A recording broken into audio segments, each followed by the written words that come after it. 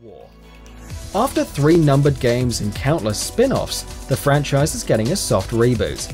A new camera angle, a focus on Norse mythology, and of course Kratos has a son accompanying in his adventures now. Sony Santa Monica is really radicalizing the series by putting a bigger increase on narrative this time around, taking a leaf from Naughty Dog's The Last of Us playbook. Dedicated fans of the series might not be happy about these changes, but if it tells a great story, who cares if it's not exactly the same? Death Stranding. Hideo Kojima showed off his new game at Sony's press conference. It's impossible to say what this naked Norman Reedus simulator will be just yet though. If Kojima's past work is anything to go by, this one is going to be a narrative-focused single-player game every step of the way. We know there will be some action elements, so that's something. With how creepy and weird the trailer was, as well as the return of Norman Reedus as the protagonist, it's safe to assume this will be more or less Kojima's version of Silent Hills. The Last Guardian. For years, everyone thought The Last Guardian was secretly cancelled, but this beautiful looking action platformer with a giant bird dog will finally be in our hands soon. Much like the other games on this list, The Last Guardians looks to be a narrative-heavy game, though we know surprisingly little about it. That's for the best though. A lot of the fun of this one will be discovering the story and gameplay for ourselves. Final Fantasy XV. Square Enix is pulling out all the stops for this one, previously stating the game needs to sell 10 million copies for Square to turn a profit. You know with a budget like that, this game has to be good, or it could be the biggest failure of all time. Still, this year and next look to be strong outings for the old-school single-player JRPG, and Final Fantasy XV is leading that charge with fantastic visuals and revamped combat. Horizon Zero Dawn. One of the most interesting upcoming games is Horizon Zero Dawn. Developed by Killzone creators Guerrilla Games, Horizon is giving the post-apocalypse a different spin. Instead of zombies and a destroyed world, there will instead be robot dinosaurs and a lush, living, breathing world. The gameplay looks like a blend of action, platforming, stealth and RPG elements, with even a few dialogue choices if the latest demo is anything to go by. It remains to be seen how good the story will be, but so far Horizon is shaping up to be a great game. Detroit: Become Human. Detroit: Become Human looks like it could be a watershed moment for Cage and his studio Quantic Dream. At Sony's E3 press conference, there was no talk of grand ambitions or emotions, just pure gameplay. And it was great gameplay indeed, showcasing a series of choices and their consequences, as well as some intriguing tweaks to Cage's usual gameplay style in the form of detective investigations. This is also a return to Cage having multiple protagonists, telling the story from multiple perspectives. Resident Evil 7. Resident Evil 7 looks to totally change the franchise, without being a full reboot. Capcom released a demo on PS4 that feels very much like PT. Yes, but it's the scariest thing bearing the Resident Evil name in years. They seem to be taking a different direction with the franchise this time too, cutting the ridiculous story and action and replacing it with slow, creepy spooks that work best in a horror game. Days Gone. I'll be honest, it can be hard to get excited when you hear that yet another open-world zombie survival game is in the works, but Days Gone has a few key distinctions from the rest. It's being published by Sony for one thing, meaning it's got money and talent behind it. That we can see by the sheer hordes of zombies that swarm the player in the game's E3 demo. That's the kind of zombie apocalypse we've never seen before in game form. Insomniac's Spider-Man. Spider-Man hasn't always had the smoothest ride when it came to video game adaptations, but if anyone can handle the web slinger, it's Insomniac Games. Known for Ratchet & Clank and Sunset Overdrive, Insomniac has proven they can handle these big open world, fast-paced, fluid movement systems you'd need in a game about Marvel's poster child. Best of all, Marvel has stated this isn't a cash grab, it's not a movie tie-in game, and they're not rushing it out to meet the release of Spider-Man Homecoming.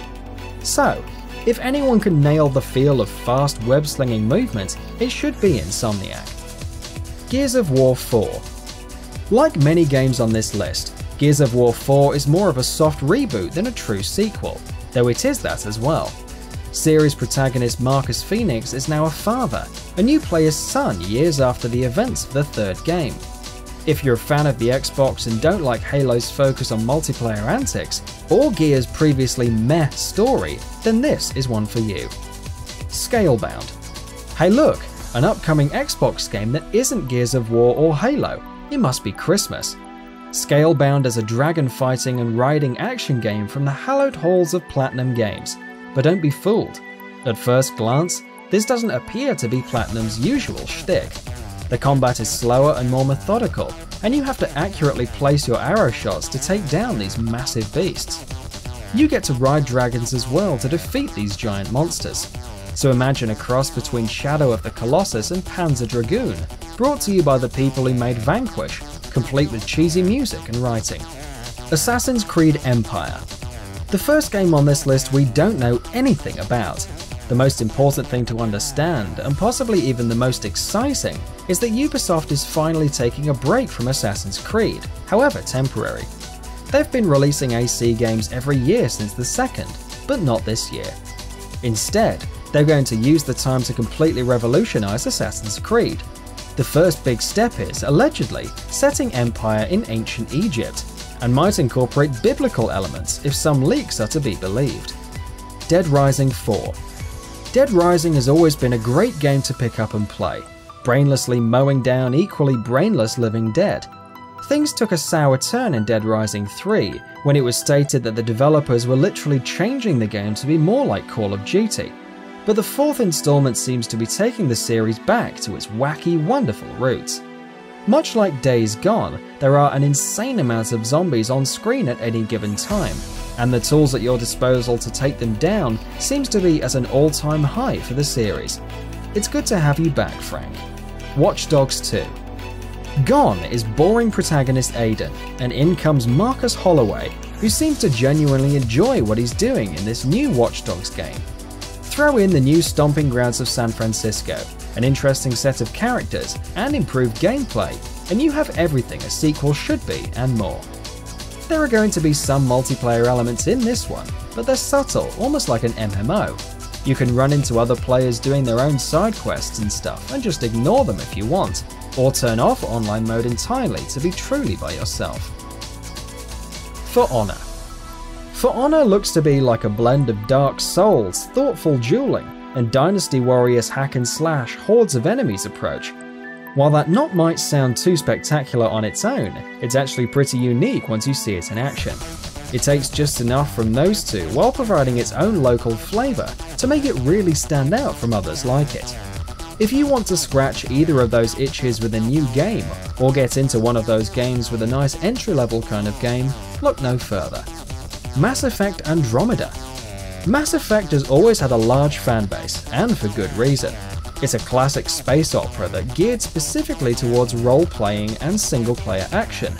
Now the franchise is getting a soft reboot like everyone else, bringing in new player characters and a new setting.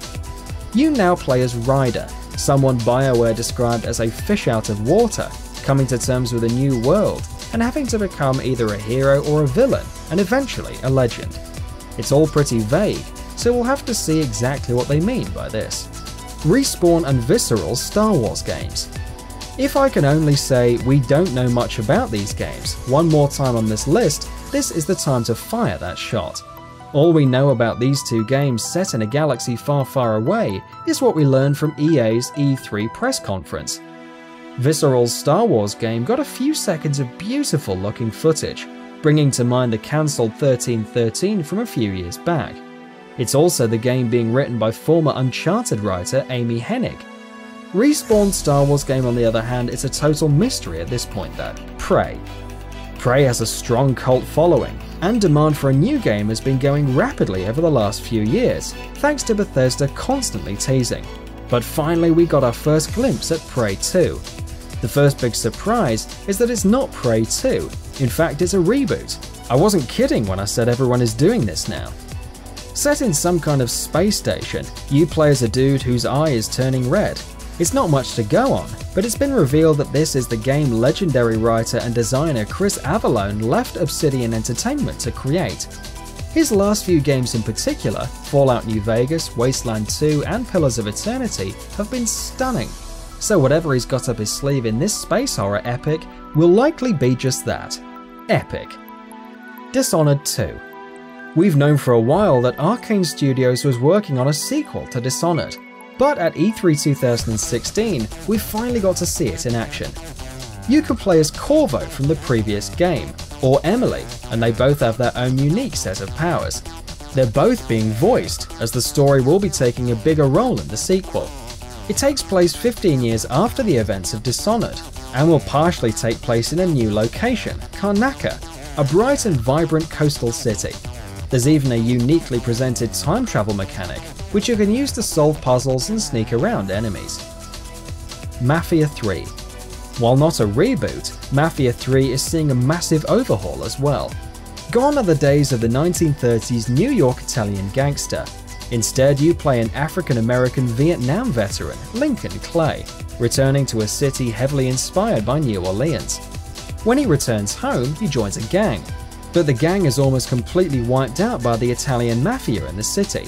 Clay survives and decides to start his own gang to take revenge. Deus Ex: Mankind Divided. Human Revolution was a great game, but it wasn't perfect either. Developer Eidos Montreal has taken aboard criticism of Human Revolution. They're revamping the gameplay to make stealth and non-lethal playthroughs more viable, and this time around the dialogue choices won't be so hollow. It's always great to see a developer take on criticism and build their next game around that, and with a few changes, Mankind Divided can be a truly memorable single-player experience. Agents of Mayhem. Agents of Mayhem is Saints Row. It's being designed by the same developers, Volition, and has a very similar feel. Volition have promised this new game will have the same silly humour we've come to know from Saints Row, but this time it'll be more grounded in reality and not so random. You'll have a squad of 3 characters to switch between on the fly, and there's a big emphasis on verticality. Each character will have their own superpowers as well, adding an extra layer to the gunplay. No Man's Sky. Everyone knows about No Man's Sky at this point. This space exploration alien planet travel simulation has been in development for years. There will be some online gameplay with this one, like the ability to explore alien planets and mark them on a large overall map, but it can be played with all that stuff turned off. The game is gorgeous and features some really unique gameplay. You're in a ship that can go anywhere, and you have to travel to hundreds if not thousands of randomly generated planets. Most of them will be completely desolate, so when you come across one that does have life, it'll be an exhilarating experience. Recore. Recore is that other game Keiji Inafune is working on. While Mighty No. 9 has had heat over the last few years, people have actually been really interested in what he's got in store with this one. Recore is an action platformer starring a woman and her dog in a big open desert. There seems to be a plot involving a post-apocalypse involving robots, including one you meet early on in the game that requires some kind of power core. Mighty No. 9 might turn out to be a disaster, but Recore looks anything but. Cyberpunk 2077. With the Witcher series drawing to a close, developer CD Projekt Red is ready to start something new. That's where Cyberpunk 2077 comes in. It sounds a lot like Deus Ex, set in a cyberpunk world in the future.